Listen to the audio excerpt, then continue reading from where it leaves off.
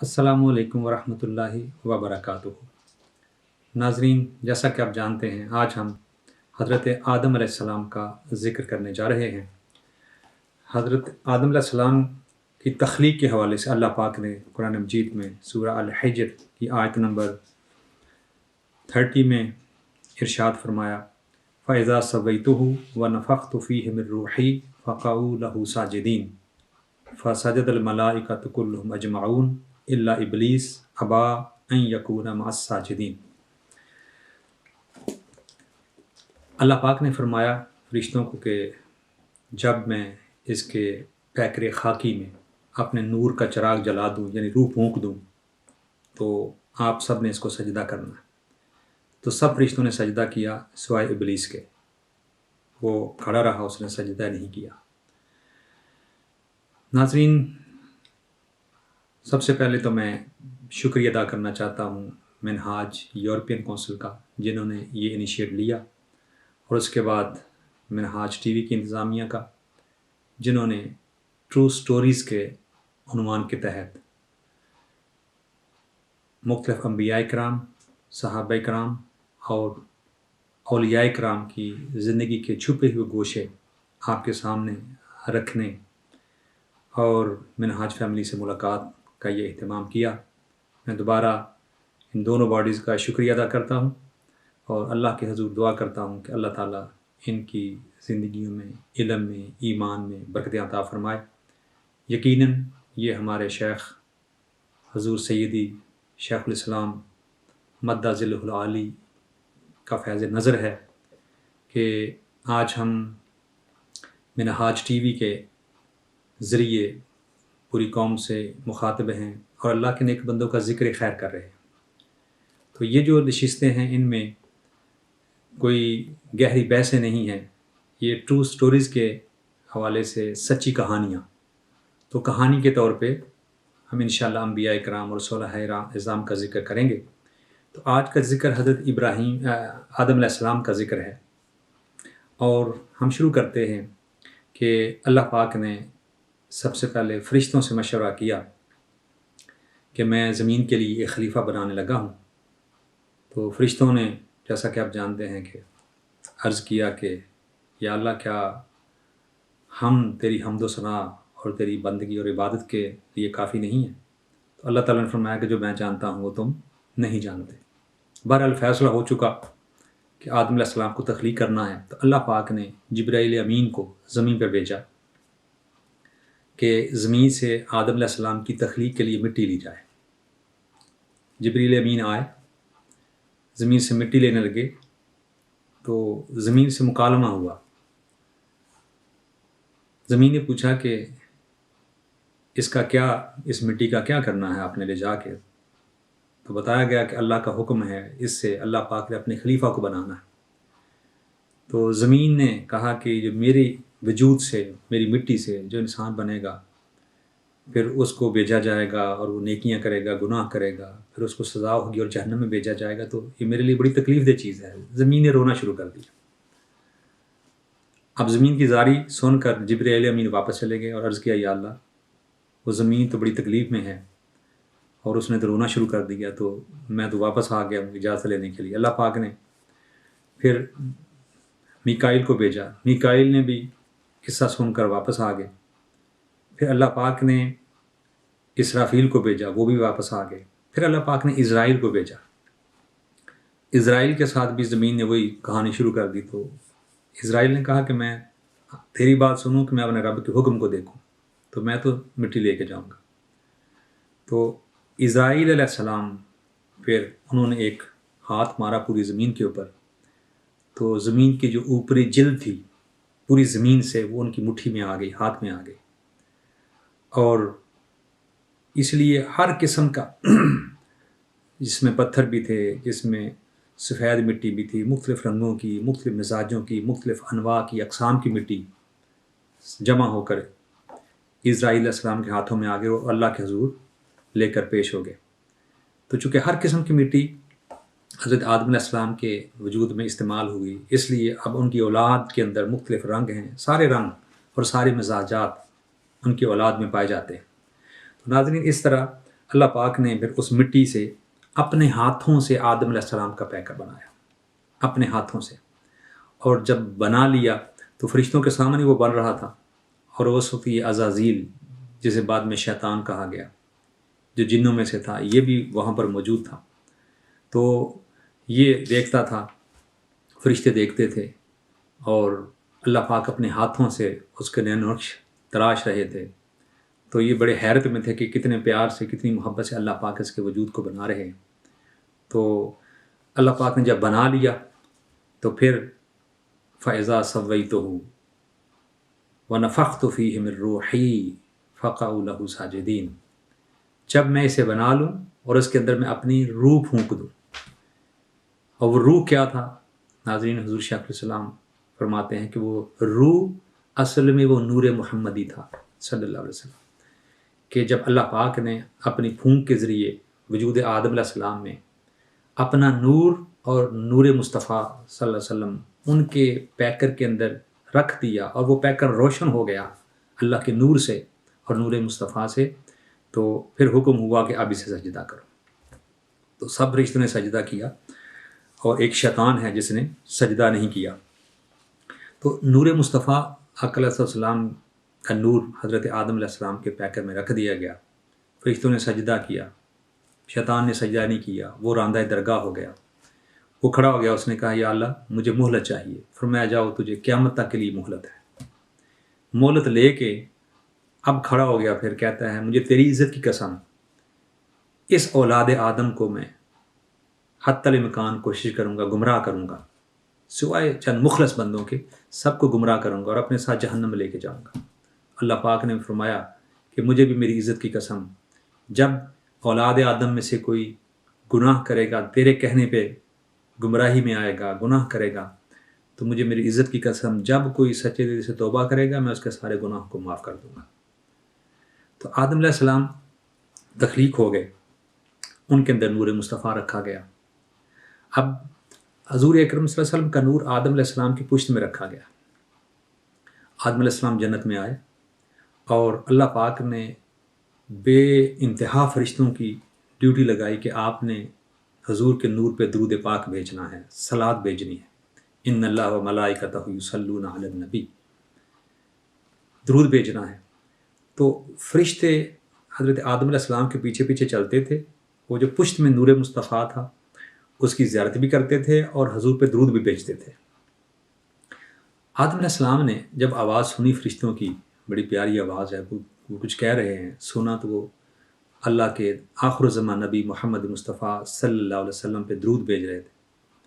تو آدم علیہ السلام نے عرض کیا یا اللہ، یہ جو مخلوق تیری میرے پیچھے درود بھیج رہی ہے اس نور کے اوپر جو تو نے میرے اندر رکھا ہے، یہ مخلوق تو مجھے نظر نہیں آ رہی، تو اس کو میری پیشانی میں لے آ تاکہ یہ آگے آ جائیں اور یہ مجھے بھی نظر آئیں۔ نوری فرشتے ہیں، میرے لیے رونق کا سبب بن جائے، میں ان کی زیارت کروں۔ اللہ پاک نے وہ نور پھر منتقل کر دیا حضرت آدم علیہ السلام کی پیشانی میں۔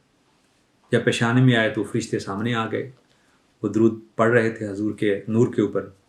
تو آدم علیہ السلام نے پھر عرض کیا یا اللہ، یہ جو نور تو نے پیشانی میں رکھا ہے میری میں، تو مجھے تو نظر نہیں آ رہا، فرشتوں کو نظر آ رہا ہے، جس کے وجود کے اندر نور یہ رکھا گیا ہے اس کو نظر تو نہیں آ رہا، تو یا اللہ کسی ایسی جگہ رکھ دے کہ مجھے بھی نظر آئے۔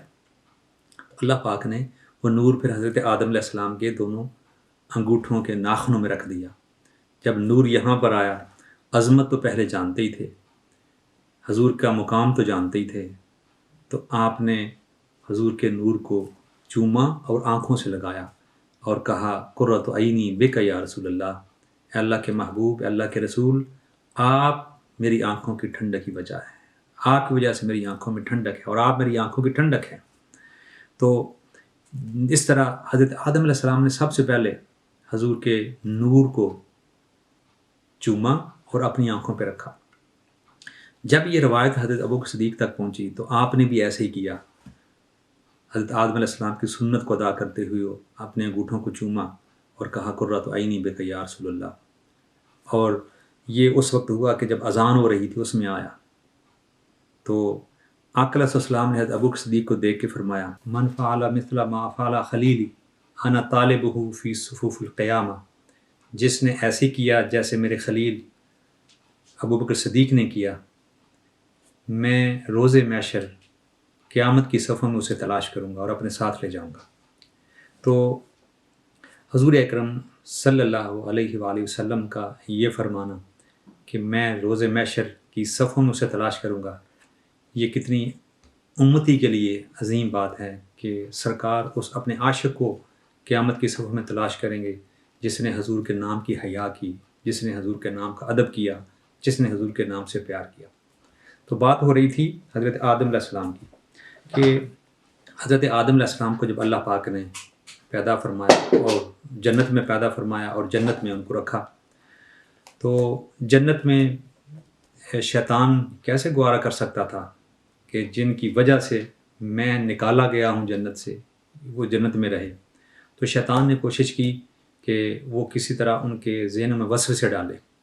تو قرآن مجید میں آتا ہے کہ اس نے ان کے ذہنوں میں وسوسے ڈالے، اور وسوسے کیا ڈالے؟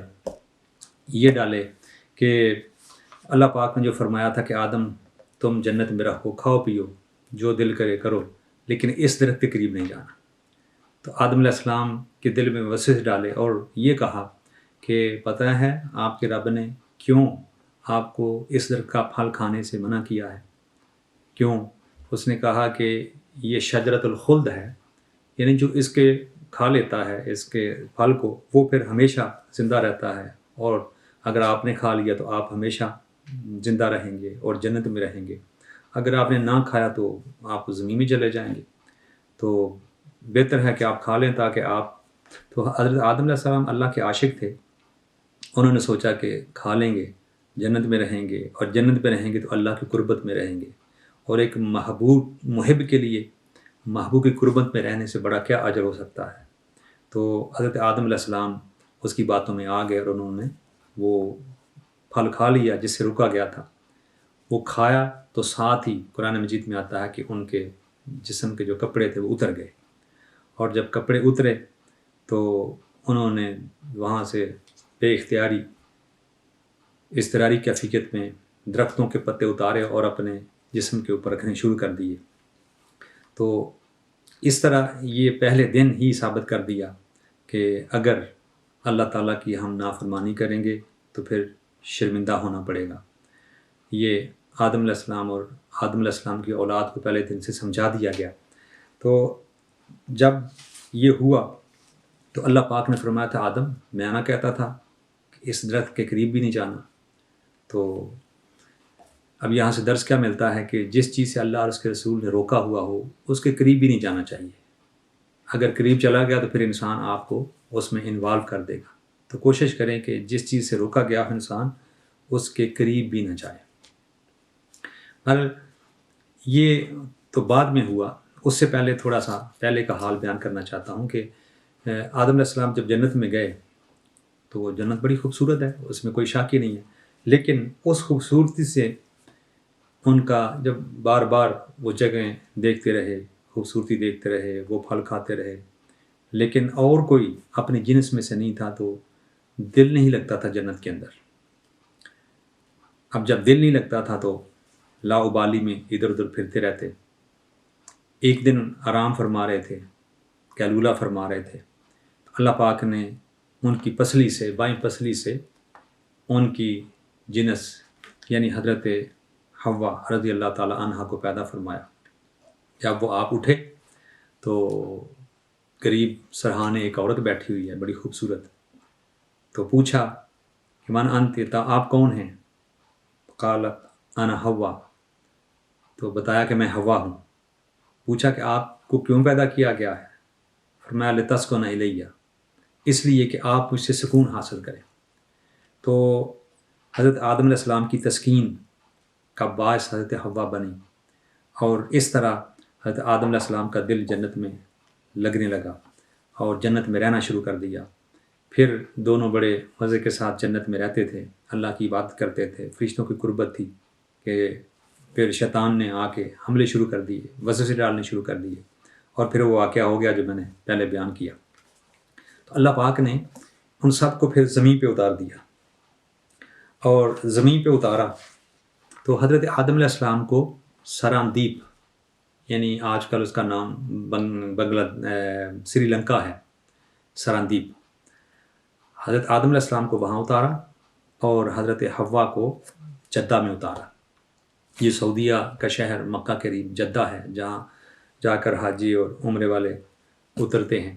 تو جدہ اصل میں نام تھا جدتن، اور جدتن دادی کو کہتے ہیں۔ تو چونکہ حضرت حوا یہاں پہ آئیں، اور آج بھی حضرت حوا رضی اللہ تعالیٰ عنہ کی قبر انور جدہ کے اندر ہے اور سمندر کے ساحل کے ساتھ ہے، تو اس وجہ سے اس شہر کا نام بھی جدہ پڑ گیا۔ تو یہاں حضرت حوا رضی اللہ عنہ تشریف لائیں، اور حضرت آدم علیہ السلام سری لنکا میں تشریف لائے، اور وہاں سے پھر چلتے چلتے جو ہے وہ حضرت آدم علیہ السلام مکہ پہنچتے ہیں۔ اور یہ جو میدان عرفات ہے جہاں حج ہوتا ہے، یہاں پر دونوں کی ملاقات ہوتی ہے۔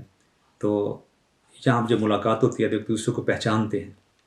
اس پہچان یعنی عربی میں عرفہ کہتے ہیں پہچاننے کو، تو دونوں نے ایک دوسرے کو پہچانا، تو اس وجہ سے پھر اس کا نام میدان عرفہ پڑ گیا، عرفات جسے کہتے ہیں۔ تو اسی جگہ جبل رحمت ہے، چھوٹی سی پہاڑی ہے جس کے اوپر حضرت آدم علیہ السلام جب سری لنکا سے آئے اور آ کر یہاں پر روتے رہے 300 سال، حضرت آدم علیہ السلام روئے اس ندامت کی وجہ سے جو اللہ تعالیٰ کے منع کرنے کے باوجود انہوں نے درخت کا پھل کھا لیا تھا۔ تو ناظرین، ہم اتنے بڑے گناہ کرتے ہیں، ہمیں رونا نہیں آتا۔ کیا پاک طبیعت تھی، کیا صاف طبیعت تھی کہ چھوٹی سی غلطی ہوگی اور وہ بھی رب نے کہہ دیا کہ آدم بھول گئے تھے، تو اس بھول کی وجہ سے جو ندامت آئی، شرمندگی آئی، 300 سال تک آدم علیہ السلام روتے رہے۔ بہرحال بالآخر اللہ پاک نے ان پر کلمات نازل کیے، ان کلمات کے ذریعے حضرت آدم علیہ السلام نے توبہ کی اور اللہ پاک نے ان کو معاف فرما دیا۔ اور اس کے بارے میں بھی مختلف روایتیں آتی ہیں۔ ایک روایت یہ ہے کہ انہوں نے ان لفظوں کے ساتھ ربنا ظلمنا انفسنا وان لم تغفر لنا وترحمنا لنکونن من الخاسرین، اور ایک اور روایت ملتی ہے کہ حضرت آدم علیہ السلام نے جب آسمان کی طرف نظر اٹھائی تو وہ رونے کی وجہ سے، اللہ کے حضور رونے کی وجہ سے نظر اتنی تیز ہو چکی تھی کہ آسمانوں کے پردوں کو چیرتے ہوئے عرش پر جا پڑی، اور عرش کے ماتھے پہ لکھا ہوا دیکھا لا الہ الا اللہ محمد رسول اللہ۔ تو جب اللہ کے نام کے ساتھ اللہ کے محبوب محمد مصطفیٰ صلی اللہ علیہ وسلم کا نام دیکھا تو آدم علیہ السلام نے تڑپ کر عرض کیا، مولا جس نام کو تو نے اپنے نام کے ساتھ عرش کے اوپر لکھا ہوا ہے، یا اللہ اس نام کا صدقہ مجھے معاف کر دے۔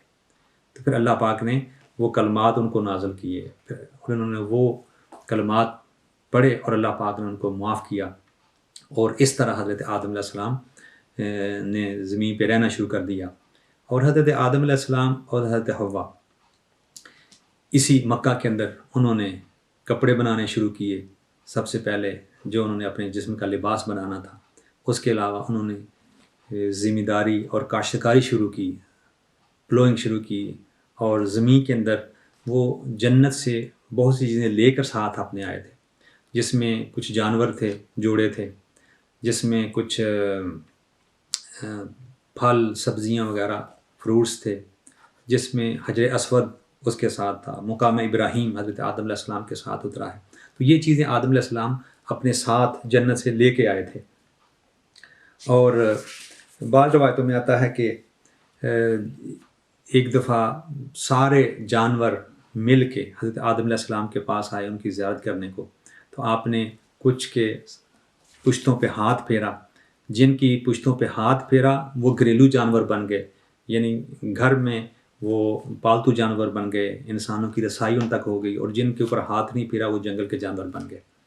تو حضرت آدم اور حضرت حوا رضی اللہ تعالیٰ عنہ نے رہنا شروع کر دیا مکہ کے اندر، اور پھر اللہ پاک نے حضرت آدم علیہ السلام، چونکہ وہاں بیت المعمور تھا جنت کے قریب، جہاں کروڑوں فرشتے اس حرم کا طواف کرتے تھے، اللہ کے گھر کا طواف کرتے تھے، بیت المعمور کا، تو حضرت آدم علیہ السلام کا دل زمین پہ آ کر بھی نہیں لگتا تھا، اس وجہ سے کہ وہاں ہر وقت فرشتوں کی حمد و ثنا کی آوازیں آتی تھیں، وہاں ہر وقت طواف ہوتا تھا، تو حضرت آدم علیہ السلام بھی فرشتوں کے ساتھ مل کر اللہ کے گھر کا طواف کرتے تھے.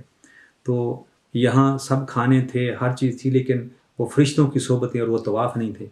تو حضرت آدم علیہ السلام نے اللہ کی بارگاہ میں عرض کیا، یا اللہ وہ گھر جو فرشتوں کے لیے تو نے بنایا ہے، اس طرح کا گھر میرے اور میری اولاد کے لیے بھی زمین پہ بن جائے تو میں اس کا طواف کروں، اور قیامت تک میری اولاد بھی اس کا طواف کرے اور تیری حمد و ثنا کرے اور تیری عبادت کرے. اللہ پاک نے جبریل امین کو بھیجا اور فرمایا کہ اے جبریل زمین پر جا اور اسی بیت المعمور جو جنت کے قریب ہے، اس کے بالکل نیچے زمین کے اوپر نشانی لگا کے آ، تاکہ میرا بندہ آدم وہاں پر میرا گھر بنائے اور پھر وہ اپنی خواہش کے مطابق میری عبادت کر سکے. وہاں پر وہ ایک مرکز بن جائے عبادت کا، جس طرح یہ فرشتوں کا مرکز بیت المعمور ہے. تو جبریل امین آئے اور بیت المعمور کے بالکل نیچے زمین کے اوپر جہاں آج خانہ کعبہ ہے، یہاں آ کر جبریل امین نے نشانی لگائی اور حضرت آدم علیہ السلام سے عرض کیا کہ اب اللہ کے حکم سے آپ پتھر جمع کریں اور اس کی دیواریں بنائیں. تو جب دیواریں حضرت آدم علیہ السلام کے کندھے تک آ گئیں، پتھر رکھتے گئے اور دیواریں بلند ہو گئیں، تو اللہ پاک نے جبریل امین کو بھیجا اور جنت سے سرخ زمرد کا ایک خیمہ جو اسی سائز کا تھا جس سائز کی آدم علیہ السلام نے دیواریں بنائی تھیں، تو اللہ پاک کے حکم سے جبریل امین جنت سے سرخ زمرد کا خیمہ لے کر آئے اور ان دیواروں کے اوپر رکھ دیا، اور بیت اللہ مکمل ہو گیا، خانہ کعبہ مکمل ہو گیا. اور پھر فرشتے اس کا طواف کرتے، انسان اس کا طواف کرتے، آدم علیہ السلام اس کا طواف کرتے، اور یہ پھر طواف جاری رہا. تو کہ جب حضرت نوح علیہ السلام کے دور میں طوفان آیا، پانی کا طوفان آیا، تو پانی جب ان کی دیواروں تک پہنچ گیا تو اللہ پاک نے حکم دیا فرشتوں کو کہ یہ خیمہ اٹھا کر جنت میں واپس لے جاؤ. تو وہ کعبے کا چھت وہ جو خیمہ تھا وہ واپس جنت میں لے جایا گیا، اور وہ جو دیواریں تھیں خانے کعبے کی وہ طوفان نوح میں وہ منہدم ہو گئیں. اور اس کے بعد پھر جب حضرت ابراہیم علیہ السلام کا دور آیا تو پھر دوبارہ اللہ پاک نے حکم دیا کہ اس کو دوبارہ انہی بنیادوں پہ استوار کیا جائے. تو حضرت آدم علیہ السلام نے وہاں خانہ کعبہ تعمیر کیا اور اللہ کی عبادت شروع کر دی. تو ان کے دو بیٹے جن کا بڑا معروف ذکر ہے قرآن مجید میں بھی، سورہ المائدہ میں آتا ہے، حابیل اور قابیل. تو یہ دونوں بھائی، جیسے کہ میں نے کہا کہ آدم علیہ السلام کے ہاں ایک حمل سے حضرت حوا کے ہاں دو بچے پیدا ہوتے، ایک لڑکی ہوتی اور ایک لڑکا ہوتا. اگلے حمل سے پھر دو بچے، تو 40 حملوں سے 80 بچے حضرت آدم علیہ السلام کے ٹوٹل پیدا ہوئے. اب یہ جو بعض روایتوں میں 20 حملوں کے آتا ہے کہ 40 بچے پیدا ہوئے، بعض بار 40 حملوں میں 80 بچے پیدا ہوئے. لیکن ان کا مشہور واقعہ حابیل اور قابیل کا، یہ قابیل بڑا تھا اور حابیل چھوٹا تھا. قابیل زراعت کا کام کرتا تھا، کھیتی باڑی کرتا تھا، اور حابیل یہ بکریاں وغیرہ ریوڑ چراتا تھا. یہ جو قابیل سے یاد رکھیں یہی قاتل تھا، اور حابیل وہ شریف انسان تھا. تو جھگڑا کہاں سے ہوا کہ حابیل کے ساتھ جو لڑکی پیدا ہوئی اس کا نام تھا اقلیمہ، وہ بڑی خوبصورت تھی. قابیل کے ساتھ جو پیدا ہوئی اس کا نام تھا اقلیمہ، وہ بڑی خوبصورت تھی. اور جو حابیل کے ساتھ اس کی بہن پیدا ہوئی وہ اس کا نام تھا لیوو، تو وہ اتنی خوبصورت نہیں تھی. اب اصول یہ تھا اس شریعت کا، جو آدم علیہ السلام کی شریعت تھی اس دور میں، کہ ایک حمل کی لڑکی کا نکاح دوسرے حمل کے لڑکے کے ساتھ ہوتا، تو یہ کراس نکاح ہوتے تھے. لیکن قابیل کے ساتھ جو ان کی بہن اقلیمہ پیدا ہوئی تو بڑی خوبصورت تھی، تو وہ اس کا اصرار تھا کہ میں اسی کے ساتھ شادی کروں گا. لیکن شریعت مطہرہ اجازت نہیں دیتی تھی، تو وہ اس پہ ضد پہ آ گیا. اور جب بات حضرت آدم علیہ السلام تک پہنچی تو آپ نے کہا کہ ایسا کرو، دونوں جو ہیں وہ قربانی اللہ کے حضور پیش کرو، جس کی قربانی قبول ہو گئی اسی کی بات مان لی جائے گی اور وہی اقلیمہ کے ساتھ نکاح کا حقدار ہوگا. تو قابیل جو کھیتی باڑی کرتا تھا وہ اپنی جنس لے کے آ گیا، حابیل جو بکریاں چراتا تھا وہ اپنی بکری لے کے آ گیا، میدان میں پیش ہوئی. تو حابیل کی قربانی قبول ہو گئی آسمان سے، بجلی آئی اور اس کی قربانی کو جلا دیا اور وہ قبول ہو گئی، وہ نشانی تھی قبول ہونے کی۔ اور قابیل کا وہ جو پڑا رہا سارا کچھ، تو وہ سمجھ گیا کہ اب میرا نکاح اس سے نہیں ہو سکتا، تو وہ غصے میں آ گیا اور اس نے غصے میں آ کے اپنے بھائی کو قتل کر دیا۔ وہ پھر واقعہ آگے قرآن میں آتا ہے کہ قتل تو کر دیا لیکن وہ اس کو چھپا نہیں سکتا تھا، تو پھر لے کے بیٹھا ہوا تھا، سوچ میں تھا کہ کیسے اب قتل تو کر لیا تو کیسے ہوگا۔ تو پھر کوا آیا، وہ کوئی چیز دفنا رہا تھا زمین کے اندر، تو اس نے کہا ہائے تیری عقل، کہ کوا بھی تو اسے سیانا نکلا کہ تجھے اتنا بھی شعور نہیں ہے کہ چیز کو چھپایا کیسے جاتا۔ تو ناظرین، اس طرح پہلا جو قتل ہوا وہ ایک عورت کی وجہ سے ہوا، وہ نکاح کی وجہ سے ہوا، وہ ضد کی وجہ سے ہوا، وہ ہٹ درمی کی وجہ سے ہوا۔ تو ان چیزوں سے ہمیں بھی احتیاط کرنی چاہیے۔ حضرت آدم علیہ السلام کے بارے میں چاہتا ہوں کہ آخر میں کچھ جو ہے وہ ایک تو یہ واقعہ حضرت موسیٰ علیہ السلام کے ساتھ جب حضور معراج پہ گئے تو آپ نے واپسی پہ واقعہ سنایا کہ حضرت موسیٰ علیہ السلام اور حضرت آدم علیہ السلام کے درمیان تکرار ہوا، اور موسیٰ علیہ السلام نے کہا کہ آدم علیہ السلام وہی ہے نا کہ جنہوں نے اللہ کے منع کرنے کے باوجود بھی وہ پھل کھا لیا اور ہم سب کو نکلوا دیا، خود بھی نکلے جنت سے اور ہم کو بھی نکلوا دیا۔ اگر آپ وہ نام پھل کھاتے ادھر ہی رہتے تو ہم بھی جنت میں ہوتے۔ تو آدم علیہ السلام نے آگے جواب دیا، موسیٰ تو مجھے اس چیز پہ مجھے تانے دے رہا ہے کہ جو اللہ نے پہلے تقدیر میں کر رکھا تھا کہ مجھے زمین پہ بھیجا جانا تھا، تو یہ کیسے ہو سکتا تھا؟ یہ تو اللہ نے تقدیر میں لکھا تھا، تو آپ نے زمین پہ آنا ہی آنا تھا اللہ کی تقدیر کے پاس۔ تو اس طرح آدم علیہ السلام نے حضرت موسیٰ علیہ السلام کو لاجواب کر دیا۔ حضرت آدم علیہ السلام کی عمر مبارک جو ہے وہ 960 سال تھی۔ آپ کی وفات جو ہے وہ جمعہ کے دن ہوئی، اور تدفین ملائکہ آئے۔ اس سے پہلے کوئی ایسی تدفین نہیں ہوئی تھی، وہ حابیل کی ہوئی تھی لیکن وہ بھائی نے ان کو دفن کر دیا تھا، لیکن اس طرح کا کوئی جنازہ نہیں ہوا۔ تو جب حضرت آدم علیہ السلام فوت ہوئے تو جبریل امین فرشتوں کے ساتھ آئے اور انہوں نے حضرت آدم علیہ السلام کو غسل دیا، اور اسی طرح کفن جنت سے لے کے آئے تھے، وہ کفن پہنایا اور ان کا جنازہ اسی طرح 4 تکبیرات کے ساتھ جنازہ پڑھایا جس طرح آج ہم جنازہ پڑھتے ہیں۔ اور ان کو جو مینا جہاں خیمے لگتے ہیں، جہاں شیطان کو کنکریاں ماری جاتی ہیں، وہاں پر مسجد خیف ہے، اس مسجد کے اس وقت تو مسجد نہیں تھی ابھی، وہ جگہ تھی، تو وہاں پہ حضرت آدم علیہ السلام کی قبر بنائی گئی۔ تو جیسے کہ میں نے بتایا کہ حضرت حوا کی قبر انور جو ہے وہ جدہ کے اندر ہے، جدتن دادی، تو اسی جگہ ان کی قبر ہے جدہ کے اندر، اور آدم علیہ السلام کی قبر جو ہے وہ مسجد خیف مینا کے اندر ہے۔ تو ناظرین، یہ فرشتے لے کے آئے اور انہوں نے جنازہ پڑھایا۔ حضرت آدم علیہ السلام کا قد جو ہے وہ 60 گز تھا، بعض روایتوں میں 60 ہاتھ آتا ہے، اور ہاتھ بھی تقریباً 2 فٹ کے برابر ہوتا ہے، لیکن اگر گز ہو تو 3 فٹ کے برابر ہوتا ہے، تو اتنا بڑا قد تھا۔ اور حضرت حوا اور حضرت آدم علیہ السلام کے ہاں ناف نہیں تھی، کیونکہ ناف تو اس کو ہوتی ہے نا کہ جو پیٹ کے درمیان میں ہوتی ہے، وہ جو بچہ پیدا ہوتا ہے تو اس کی ناف ہوتی ہے۔ تو نہ آدم علیہ السلام پیدا ہوئے اس طرح جس طرح بچہ پیدا ہوتا ہے، نہ حضرت حوا اس طرح پیدا ہوئی جس طرح بچہ پیدا ہوتا ہے، تو یہ دونوں ناف کے بغیر تھے۔ اور آدم علیہ السلام کے بارے میں یہ آتا ہے کہ ان کی عمر 1000 سال تھی، اللہ پاک نے 1000 سال ان کی لکھی تھی، لیکن آدم علیہ السلام کی پشت سے اللہ پاک نے روحیں نکالی جب سب کی، تو ان میں ایک روح ان کو بڑی اچھی لگی ہے داؤد علیہ السلام کی، لیکن ان کی عمر 60 سال تھی۔ تو آدم علیہ السلام نے عرض کیا، یا اللہ یہ بڑی پیاری ہستی ہے اور تو نے صرف 60 سال، تو اس کی عمر زیادہ کیوں نہیں کر دیتا؟ تو 40 سال پھر کہا کہ میری عمر سے نکال کے داؤد علیہ السلام کو دے دیے جائیں۔ تو اس طرح ان کی عمر 100 سال ہو گئی اور آدم علیہ السلام کی عمر 960 سال ہو گئی۔ تو یہ قصہ حضرت آدم علیہ السلام کا، اس میں بہت سے واقعات ہمیں ملتے ہیں۔ ایک تو یہ کہ شیطان جو ہے وہ ہمارا دشمن ہے، انہوں نے ہمارے بابا حضرت آدم علیہ السلام کو جنت سے نکلوایا، اس نے وسوسے ڈالے، اس نے اللہ کی نافرمانی کروائی، اس نے یعنی طرح طرح سے ان کو جھوٹ بول کر ان کو بہلایا پھسلایا اور اس میں کامیاب ہو گیا۔